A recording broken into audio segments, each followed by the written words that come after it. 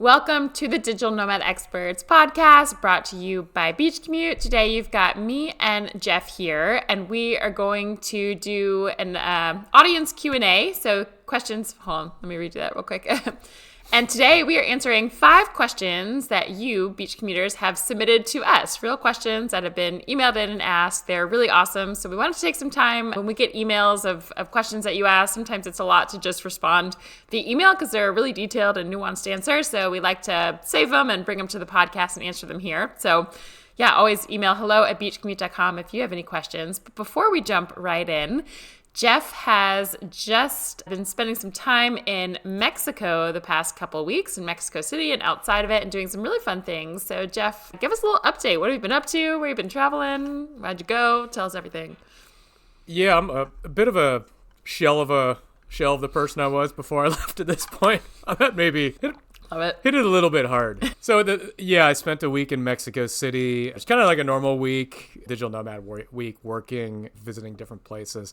I wanted to go to Mexico City a week early before the thing I'm going to talk about because I had a lot of mezcal bars I wanted to go to. I don't know how much I've talked about this on the podcast, but it's become a new passion of mine is like trying different mezcals, reviewing them, buying bottles for my home collection, all that kind of stuff. So did that, and it was somewhat tame for me. I mean, like I put a heater on a couple times and really enjoyed some good mezcal.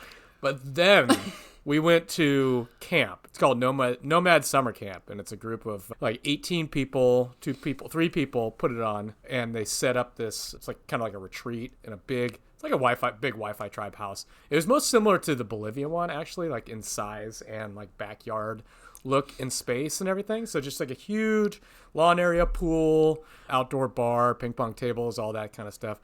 And it's like a no work retreat type of thing. And they just set it up like a kid's camp. Like there was like, you get arranged into teams, like Harry Potter style. They have you sit in a chair and put you on a team.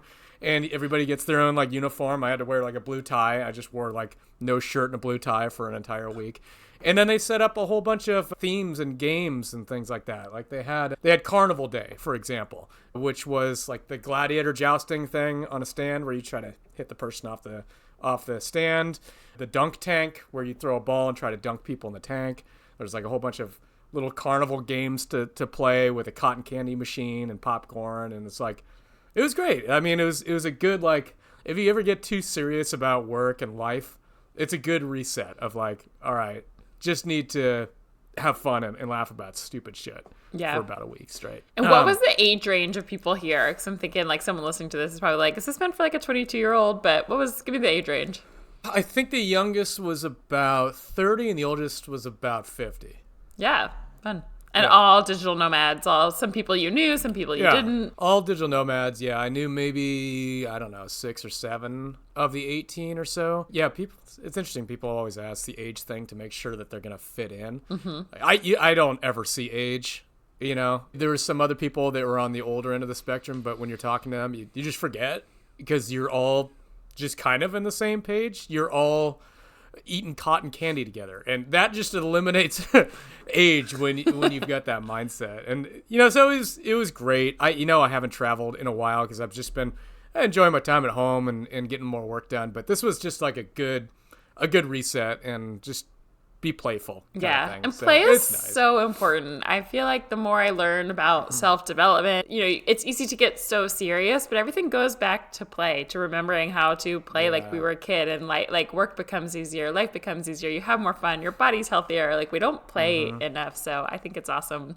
that you did that. And I have some friends who did the one, was it in Serbia last year or somewhere? It was somewhere Eastern Europe. Yeah, they did one in Austria and one in Serbia. So this is the 3rd one they've done. Yeah, I have some friends who did the last one and just said it was like the best week of their lives. So again, there's lots of fun ways to meet digital nomads, lots of little groups you can jump into, communities, events, masterminds, retreats, all sorts of things. And this is a fun one. So I'm glad you got back to Mexico. You got your mezcal, got your drinking in, and paying for it all now. Paying for it now, but worthwhile for sure. So the first question somebody submitted to us, it says, do you think remote work early in a career impacts long-term growth or mentorship opportunities? So that's like versus kind of being in an office, I would say. And I I would say this is kind of remote or remote traveling makes it the same, but versus an office?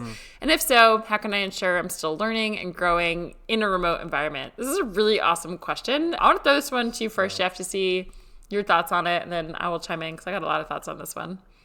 Yeah, I think I've kind of reframed my thoughts on this one a little bit, especially after talking to Wayne Trammell, the guy that wrote the book on how to manage remote teams. And that was a podcast episode. Months ago? Yeah, a couple. Yeah, it was about 8 weeks ago or so. I'll look for the number while you Okay. He made a pretty good case for early in career people going into an office. And I've been reading more and more about this, just in articles, people posting stuff on LinkedIn. And as much as I am a huge advocate of remote only, remote forever, office never again, I have shifted my opinions a little bit on it. And I do think early in career, there is a lot of value in going into the office for a couple different reasons. One, just right off the bat, I think it's helpful to get a sense of like how a business operates, kind of how to be in a business. So I remember when I first started working in an office environment, I was working outdoors with my hands my whole life. And I went in an office environment and like total culture shock. I didn't know, proper etiquette around all kinds of stuff. I just didn't get it. I didn't come from that world. And coming out of college, you really won't either. Like it's just, you won't have a feel for how to operate in an office environment. It's really hard to pick that up just working online. As simple as you may not know what to wear on a Zoom call with different companies, how to interact with your employees in a proper way. And being in an office really does shorten that learning curve. So that's one aspect, is just getting your feel for working in an office type of culture, or rather like what would you call it? Like a skills job type of culture thing. So there's something to that. And then also training and learning as a junior is really, really hands-on, and there's just like a ton to learn, because when you come out of college, college isn't really prepping you that well for the things that you're going to do. For example, I took a marketing emphasis. I got my degree in marketing, and then getting into my first job, and it's like, they said, okay, well, I don't know if anybody told you, but marketing is digital marketing now. And I'm like, well, I didn't do any of that in college. It's like half of chapter in 4 years in digital marketing. So I did none of those things, and I had to learn everything from scratch. And I imagine it would have been way more difficult to do that without having some sort of environment where I'm surrounding with these people that I can ask all of these questions to, really focus in on meetings in person. So I think, and I don't have this backed up by data, but I think it would probably be easier to get your learning curves and get your skills up in an office before you turn into a remote worker. And, once you've got you've got 5-10 years of your skill set under your belt, maybe less, I don't know. It's a lot easier to transition to what we're doing now, because there's nothing that we doing what we do can't learn online at this point. We kind of built that foundation, but starting from scratch, I think it would just be a little bit difficult. So I have learned, and I'm growing. I'm not a total maniac about it. So I pulled back on my positioning a little bit. But of only remote forever. I know, I'm actually shocked by your answer. I was wondering if you were going to say anything like that, or if you were just going to be like, doesn't matter, like go remote, because that normally is the type of voice you're going to hear from us, because we love it so much. Real quick, the episode Jeff is referring to is episode 168 with Wayne Trammell. So if you want to hear kind of more about that, it's a great one to listen to. So I would agree with you to some extent. And it's interesting. So when the question is about mentorship, if you are really looking for mentorship, I think Jeff is right. And I'm like, it pains me to say, so you're getting our honest opinions here. I do think there is something to being in an office if you want to learn and really just absorb a lot, like really make deep connections with people who might be older than you, more advanced than you, that you're just not going to get when you're on, if you're working completely remotely, whether you're traveling or not. It's like you hop on your Zoom calls, and there's none of that in office. This is where what do they call it? The water cooler chat. I feel like that term is antiquated, but like what do you call it? Like the swing bys, like when you're just walking by someone, like when I worked at Pepsi, it was, there's hundreds and thousands of people at that company. We're in a giant office building, And the people that I met and learned from that, I built relationships just because like I played soccer with some of them after work with my coworkers, or we'd play basketball in the morning together, or I just like would grab lunch with some of them, or my, one of my peers, it was their boss, and they'd come stand by my desk and chat, and I would start chatting with them just because they were talking to the person next to me. So there's just these kind of relationships. And then also like there's a lot of meetings that my manager would be walking by and just be like, hey, you want to come like sit on in this? Which is, she just happened to see me sitting there and I was like, sure, yeah, I'll come. And one, it was annoying because you get less work done that day, but you're exposed to different things that you wouldn't be exposed to. Like she wouldn't remember, to just be like, hey, let me text Marissa and see if she wants to join when I'm out of thought, out of mind, working remotely. So there is something to that. The other thing I want to add in, I remember having a conversation with my sister-in-law not too long ago she's a lawyer. She works in like a big corporate kind of like law firm. And she was talking like during COVID when nobody went into the office and everyone was remote, she was saying how much the junior people at her office really suffered because they didn't have those just like getting to know the, older people who, I say older, just, older, more experienced people who worked in the office. And then as they go back, now they're like in the office maybe 3 times per week. And she's saying like, it's so important for the junior people specifically because they really have an opportunity to learn. So all of that said, this is like the only time I feel like Jeff, you will probably ever hear Jeff and I be like, okay, maybe an office is good when you're first getting started. But on the flip side of that, I would say like if your goal is really, it's just like, what do you value? If you really just want remote freedom and you want to travel the world and you're happy moving a little bit slower in your career, or just kind of like if you're really a go-getter who's willing to be like, hey, person at this company who I've never met, can we schedule a Zoom call and chat? Like it takes more work and it's going to be harder, but I guess it's really what you value. So I think you still can progress in your career. If you started right out of college, 100% remote, never went into an office, it just takes a little bit more creativity. I think your network's going to be a little bit smaller than if you went and worked in an office. You're going to miss some things, as Jeff said, of just like noticing some things in an office, like, oh, how is that person talking to these people? Like you just can't see that when you open up a laptop and on Zoom and shut it when the meeting's over.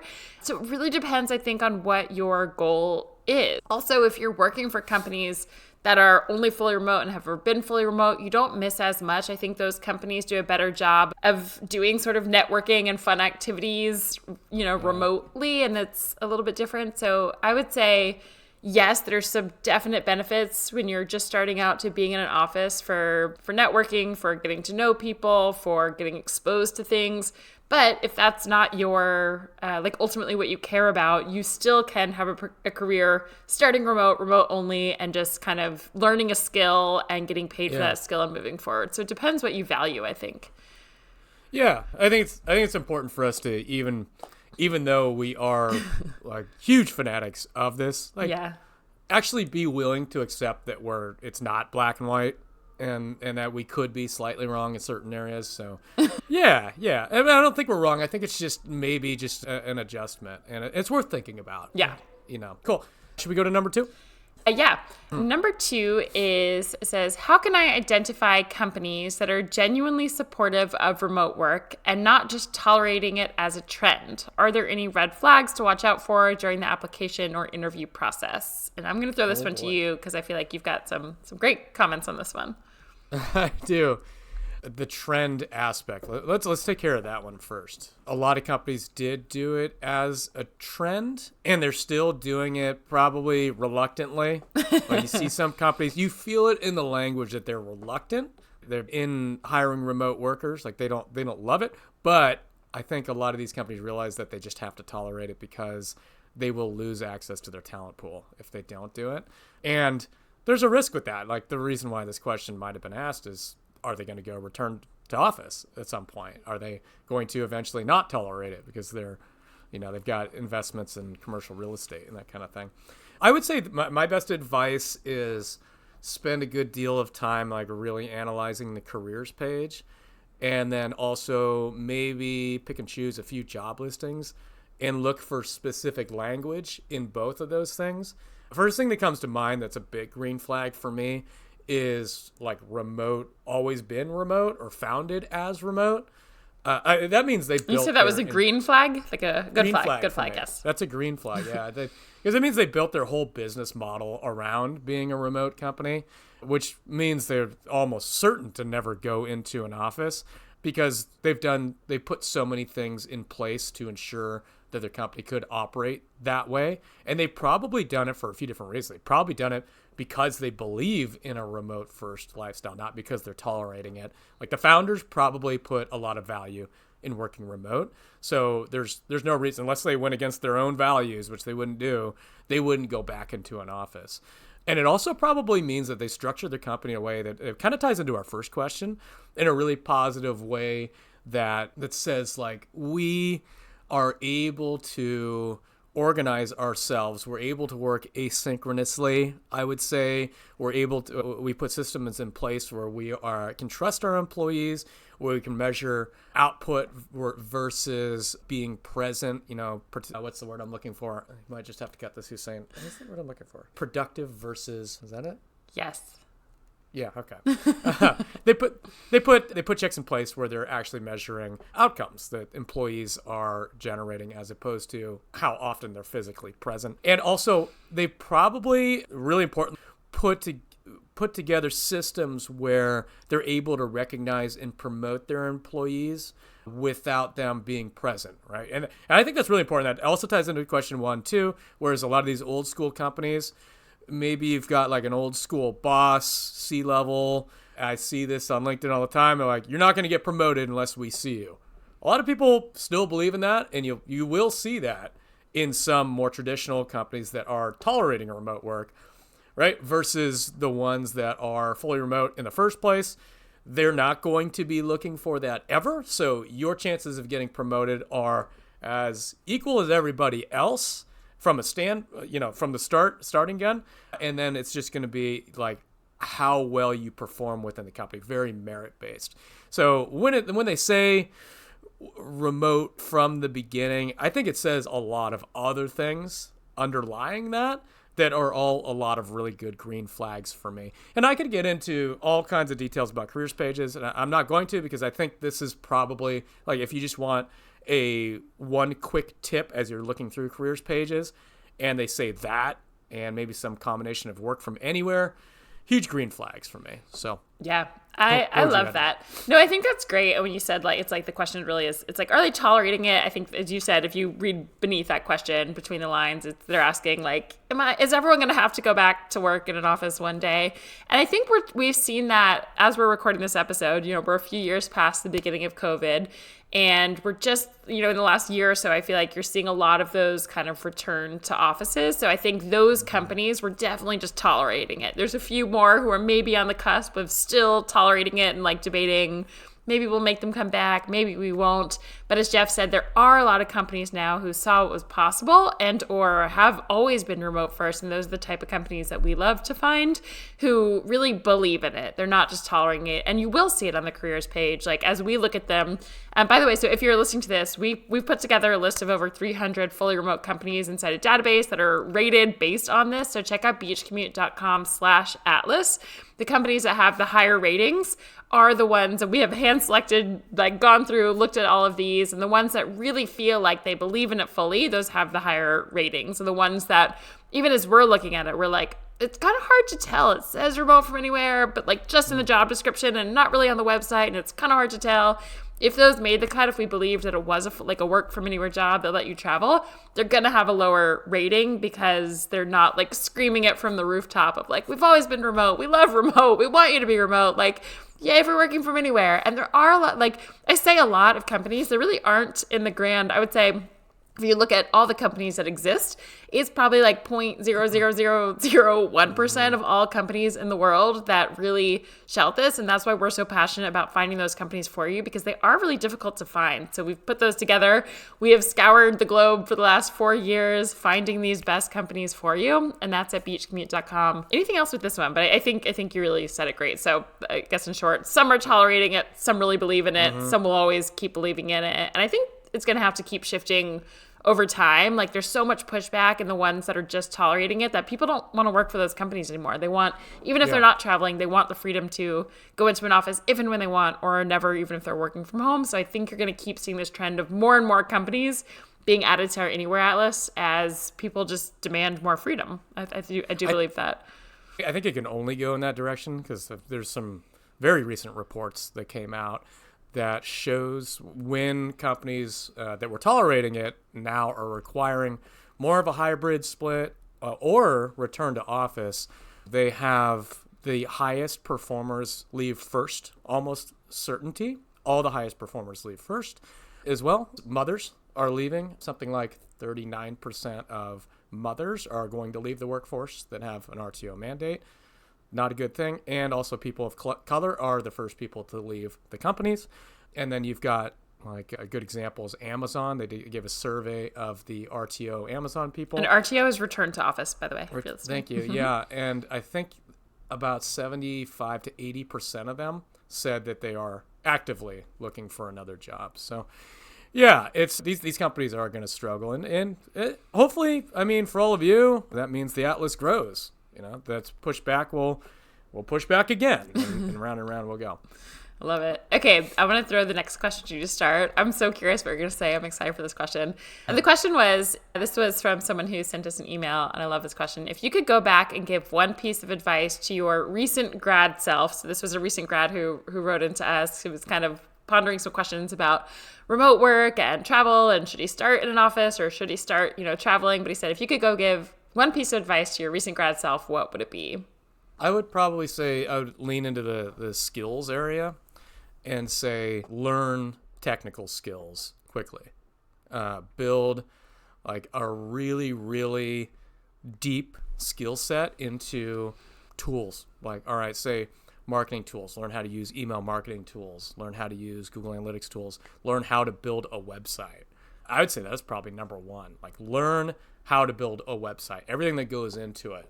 Learn, drag and drop builders. Learn WordPress. Learn how that translates into like SEO and social media content creation. I know this is all very marketing specific, but when you get into any of these skills, white collar jobs, you're gonna have some overlap with these things, all of these tools. I mean, every single day when you're working in any of these jobs, there are new tools coming out. And the more that you're getting comfortable with using advanced tech tools, I think the more you're going to be able to fit into whatever area that you're excelling in, whatever area that you find interesting.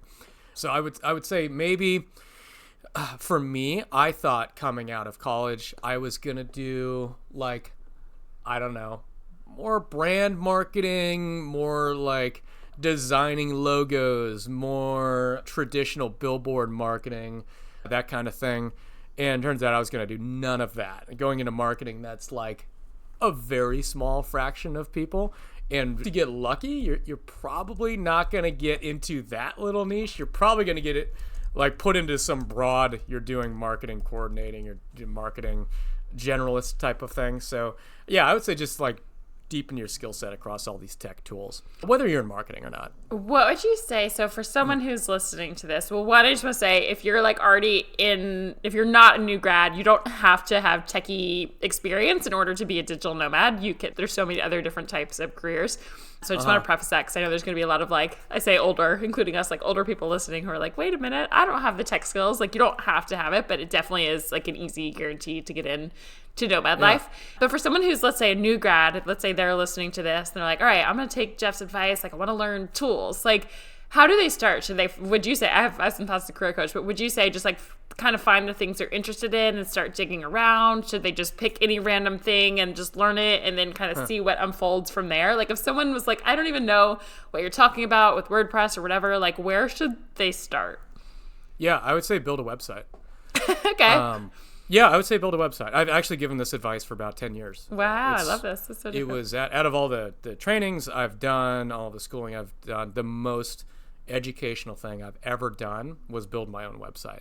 And the reason being is that you touch on just about everything that you're going to possibly do in marketing, for sure. Like, you're going to learn SEO. You're going to learn how to actually build a website. You're going to learn something about design, about UX. Inevitably, as you build your website, you're going to want to see who's coming to your site. So you're going to learn how to do web analytics. You're going to learn how to look at SEO numbers. And then you might actually want to promote it through an email. I did. So you learn a little bit about email marketing, right? So I gotcha. When you create your own thing, it's your baby and you're kind of excited about it. So you naturally want to make it do well. And in order to do that, you kind of have to learn like all of these marketing stacks that will make it do well. And then most of those little niche areas can turn into a career for you. Yeah. Right? So I think just this one starting point, and it could be just build a Wix website or a Squarespace website. And for those of you who don't know, it's called a drag and drop builder. It's a no coding type of thing. So you don't need to learn HTML, though you can within it. You just drag and drop and build a website very simply. So that kind of gets your feet wet. You're like, oh, that kind of looks nice. I want to build on that. And then you maybe move over to something a little bit more advanced. And then you start learning more and more and more because it's just kind of fun. And I think that's an important thing. Building a website can be quite a bit of fun because there's a lot of creativity that goes into it. You get to express yourself visually. If you're like me and you enjoy writing, you can write as much as you want. You can create a blog and you can look at people in web analytics coming to your blog and reading your stuff. And there's nothing more satisfying than that when you're creating something that is kind of a piece of art. So that's really cool. I'd say build a website. I love that. There's some like career coaching things that kind of jump out at me. One is you could do it as when you're first saying that, I was trying to imagine like, okay, someone is starting out, like, are they monetizing it? Are they making a career? But you could get a job in anything really and do this like on the side, or maybe you already have a job if you're just starting out. Do it in your spare time. I love what Jeff is saying for a couple reasons. One, you can do it on a topic. Like I would even say, don't even worry about it like making money or doing anything. Jeff is saying like doing this to learn. So just pick something you're interested in and then you might creatively find ways to monetize it once you do it. It's a really underrated skill that once I got into the entrepreneurial world, I was like, oh my God, you can monetize anything. But when I was in the corporate world, I really couldn't see that. So it seems like a cool way just to kind of do it for fun, to build your skills, do it for something you care about. You'll get creative at potentially monetizing it. But then as Jeff said, one, you have new skill sets. And two, I think as I was listening to what you're saying of like all the different touch points that you kind of interact with as you do that, you can then maybe see like, oh, I didn't know I would like design, or I didn't know I would like SEO, or I didn't know I would love the copywriting part of it. And maybe there's like one aspect of what you did now that you've touched so many things that you might want to dig further into a career or use it. So that's cool. And then something that I don't think ever go out of style is sales and copywriting, or copywriting sales especially. Like whether you start your own thing, whether you're working for a company, you're either selling things into management, to higher up, to a board members, to selling your own product, like sales and copywriting, whether that's in the form of social media posts, emails, blogs, speaking, it is not going anywhere, and those skills are always in demand. So I think that's a cool part of that. So surprising advice. I was really curious what you were going to say. It's really different than what I would have thought of, but I think it's awesome advice. And you got to get into more of like the mindset. I think I did. I had no idea where you were going. I'll go into the mindset, obviously. That's some good tactical stuff. So for me, it's funny when I heard this question, I actually really had to think about, I normally just answer questions on the fly, but I read this one email a while ago and I was like really thinking about like, what would I tell my younger self? And this kind of builds on the first question we talked about of like, should you go into an office or not? But my first gut reaction now is it would have told my younger self, like, never go into an office. Don't get that corporate job you did. Like, just go travel and figure it out and work. And I think there's something to that. But, for me it's hard as I look back at my past. I wouldn't necessarily have changed everything. I think going into an office, experiencing such a corporate life and the commute is the reason that I bounced so hard in the other direction of like understanding how important freedom was and how much I loved travel. And the reason we started Beach Commute was because I had that opposite experience. So I don't think I would necessarily totally get rid of it, but maybe I would have told my younger self along the lines of, you didn't have to do it as long as you did. I think like maybe a year or two would have been totally fine for me to feel how much I didn't want that, learn, get to know people, make a name for myself, learn a lot, whatever that was. So I would say, if I could put it like in a bigger nutshell, I would tell my younger self not to put so much emphasis on needing to work for a prestigious company or needing to work for a giant corporation, and instead to focus on finding, whether it was working for a company or starting something myself, to focus on something that in the long term would build a freedom and quality of life. So doing something I really enjoyed, working for someone or with people that I really enjoyed, doing something I enjoyed, and finding a way to monetize that, and sort of like bouncing around a little earlier. I think I stayed in a career just because I was like, this feels important. This feels like it's going to lead like all this on my resume is going to get me somewhere later. And really I could have, taken what I learned in a year and I think started to explore a little more creatively with smaller companies, cool, nimble companies, like companies I really enjoyed that weren't like, the corporate environment I worked at was just it was so stressful and so intense, and it felt like promotions were everything and I needed to climb the corporate ladder, and I was like, I don't think you really do. So I would tell my younger self, like, it's okay if you want to try that, like dip your toe in the water for a little bit, but you don't have to stay there as long as you did, and start getting creative. Like, there are other creative ways to make an incredible living while you have more freedom, and I would have done that a little bit sooner. Yeah, I also kind of considered going along that route. Yeah. Because, I stayed at the same company for nearly 10 years, and I was Yeah. at a company before that, moving up. In my instance, I found that as I kept moving up in the particular position that I was in, because I was exposed to so many different tools and ways of measuring data, that it almost needed most of that so that I could leave and do the consulting that I do now. Because if I think back and I left maybe 3 years earlier, I would have missed like maybe half of the things that I'm able to consult on now. So it's just, but that's kind of unique for like doing like this kind of data analysis. So I don't know. I don't. That's kind of an outlier case. I actually believe that yours is probably a better general rule of thumb. Yeah, this is not saying you need 10 years anywhere, and you probably don't. In my instance, I think it just kind of worked out that way. Yeah, it's easy, I think, as we look at our own life experiences, right? You're like, well, it's a butterfly effect. If I hadn't done this, then this wouldn't have happened, and, you don't want to change your life now, so you wouldn't. But, if everything would work out kind of the same and I could go back, that's what I would tell myself, I suppose. Yeah, that's a good one. All right. It kind of actually touches on our previous episodes where we talked about the pathless path. Like maybe start considering that route a little bit earlier and how to get to it a little bit earlier than you normally would. Yeah, just be creative, follow what you like, and it somehow works. And one thing I will say, we did a program I feel like it was like 2 years ago now, but it was our Nomad Career Accelerator, and we had a bunch of really high performing people who had been in their jobs in the corporate world for a lot of prestigious companies for a lot of years, and as they were trying to make the transition to total remote, geographical freedom to be able to travel while they work, a lot of people in the program had a lot of resistance to not working for a prestigious, well-known company. We're like, here's 100 really awesome, cool, like remote companies that would fit that you could work for that they had never heard of before. And they're like, well, that's nice, but like, where are the big box companies that look good on my resume and that I trust and I'm familiar with? And so I would say, even just as a whole, like, and again, I did the same thing out of college. I was like, I want to work for a big name company that everybody knows and it looks good on my resume and blah, blah, blah.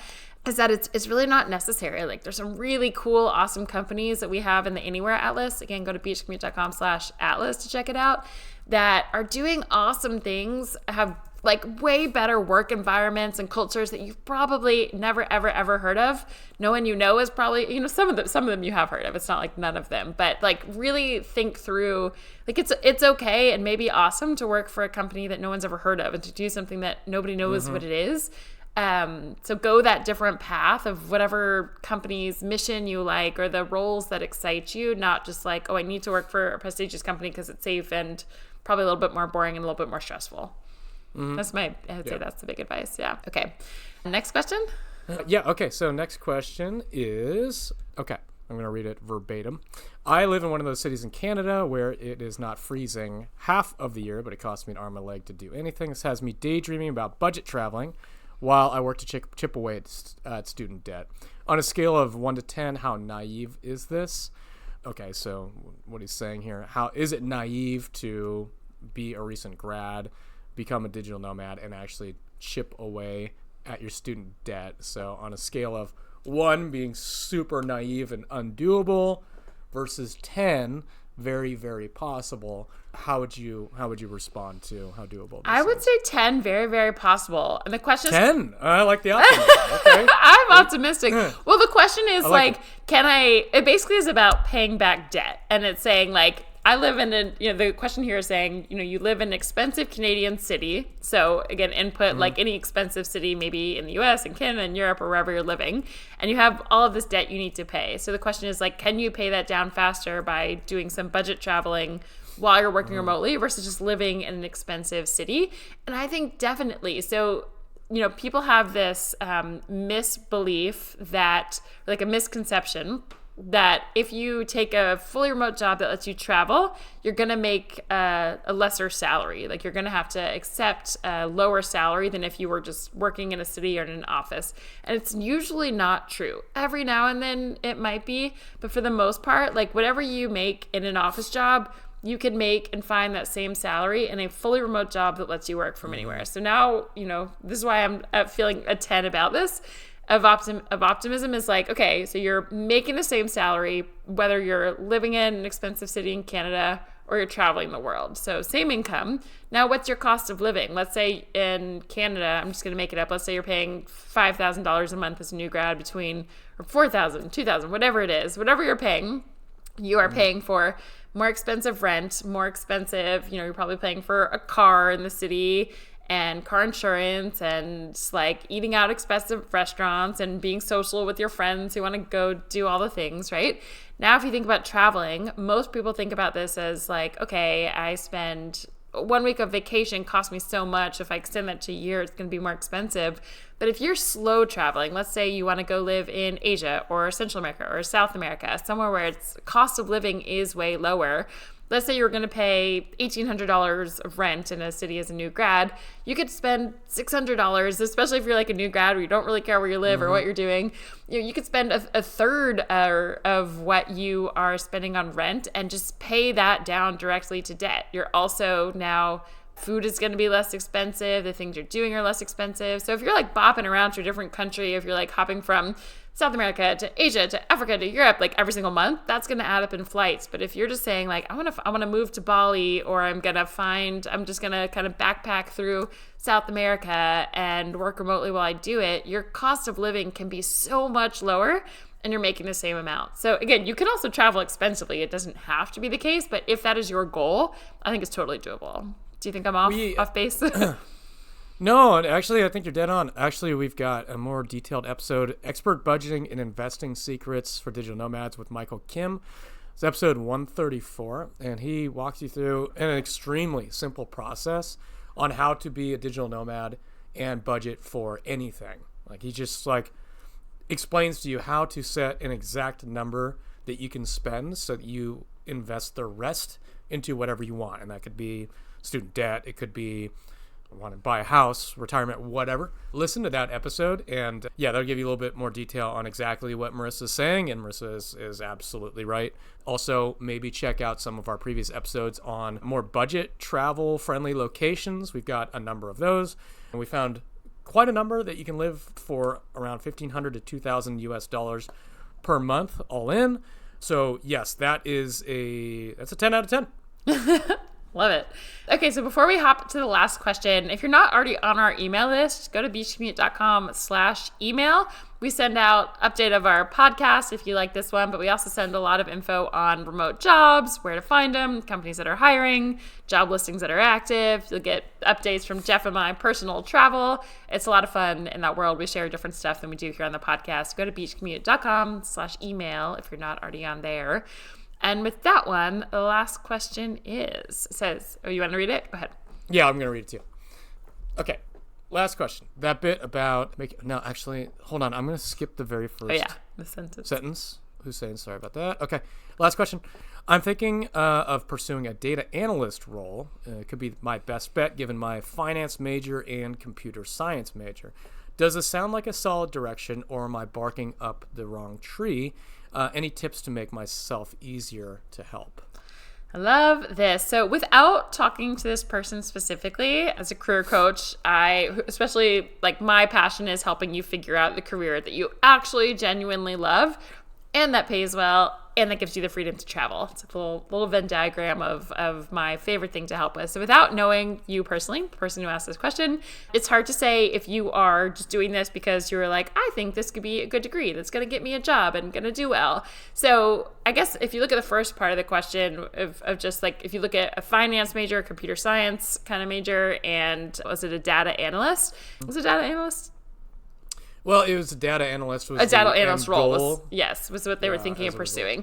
So I think the combination of things, like there are tons of data analyst roles, and it's a great digital nomad role because a lot of that you can do in your own time. It doesn't involve too many meetings. You'll probably have some, but it gives you some flexibility on time zones. And it's definitely a role that can almost always be done fully remotely. And we see a lot of those job openings in our Anywhere Atlas alerts that we send out for daily emails, and then those job listings for the companies that let you work from anywhere. So if the question is like, is that a great digital, like a great role that you can do as a digital nomad? I would say absolutely yes, you're barking up the right tree, I should say.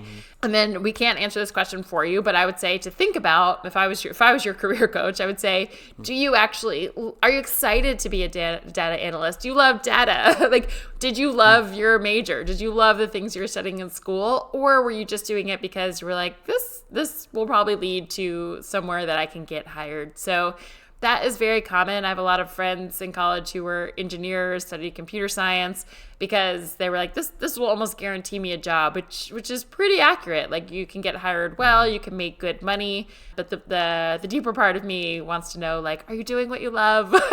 Do you really enjoy this? So I would really question that, because I do fully believe you can always build a remote career around the topic that you love, using skills that you have and that you love. So think through that. We can't ask you that live here. That would be my kind of coaching question, and I would dig in that. But is it possible? Absolutely. It's a great tree to bark up of, especially if you really enjoy it. Yeah, I got a couple notes on that too. It's so specialized that you're going to command a pretty good salary. Like data analyst, data scientist. Is that the same kind of similar? realm? Yeah. Similar, yeah. I know I got balloons. I know they command a pretty hefty salary because it's such a specialized skill set. You can't just plug somebody into that kind of role. Like, you really need to get somebody that understands this kind of stuff. And I think it's kind of future-proof too. With AI, I do worry about certain roles getting outsourced somewhat. This one, I just don't feel that can be. I feel like you're going to use AI, but it's still going to need a human to ask it the right questions and understand it, interpret it, and make sure it's like on the right track. So yeah, I've got an example for SEO, because there are just got so many SEO tools out there. You can just click with one button. You can technically generate an SEO report from a lot of these tools. You can generate content that writes for SEO. You can do all of these things, but really that's just data, and it doesn't do anything for you without somebody to interpret it and give you insights. Otherwise, you've just got this big report of stuff, and you really don't know what it means, what's important, any nuance, and how to fix it, all that kind of stuff. So yeah, AI it's jumping into every facet of everything that I've done from an SEO perspective. But it means absolutely nothing without any know-how in how to interpret it and how you can actually translate that to a business. And I think a lot of data analysts will have to do that as well. Look at the data and say, this is how it pertains to your particular business. And you need to be able to articulate that usually to the C-suite, the C-level executives at the company. Because there's nothing they hate more than just somebody handing them a report without any context or without any sort of broken down. Because you have to assume these people really don't know what this stuff is at all, and you need to tell a story. You need to really be able to clearly articulate what's going on in language that anybody can understand. And that's really where the value of these analysts come from. So it does feel very future-proof for me, and I would be excited about it, but you should be excited about it, as Marissa says. If it doesn't float your boat, and okay, maybe that's fine. You're like, okay, maybe I'm just going to do this consulting wise, 10 to 20 hours a week, something like that, so that I can travel. Fine. But, don't let it be a 60, 70 hour a week job that absolutely kills you. And you don't enjoy traveling. You're not able to enjoy your free time. So I'm pro. I'm bullish on data analyst.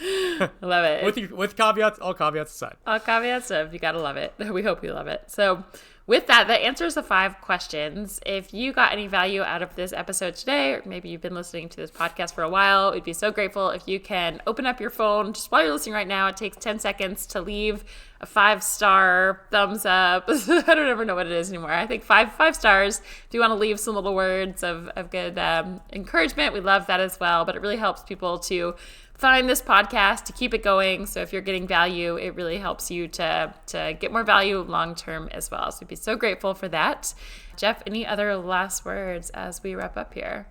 No, let's get our Apple reviews up to 100 so we can do the ayahuasca episode finally. What are we at, 92? 92. So if you want to hear Jeff and I's story of staying basically in a cave for 5 nights in Bolivia doing ayahuasca, we will tell that story when our Apple reviews or Spotify, whichever one first gets to 100 of those 5-star reviews. And we're really excited because it's a fun story. So if that's not good encouragement, we don't know what is. And other than that, we hope you got a lot of value out of this episode. Send us an email at hello@beachcommute.com if you have any questions that you would like to submit to be answered in a future podcast episode like this. We love to answer questions, and it's just a good format where we can give some more thought and, again, the nuance to all of these. And if you're not already on our email list, again, check out beachcommute.com/email to get updates on tons of remote job opportunities, listings, how to get hired faster, what to do if you're submitting applications or you're not getting hired, all that good stuff. And otherwise, we will see you here next week.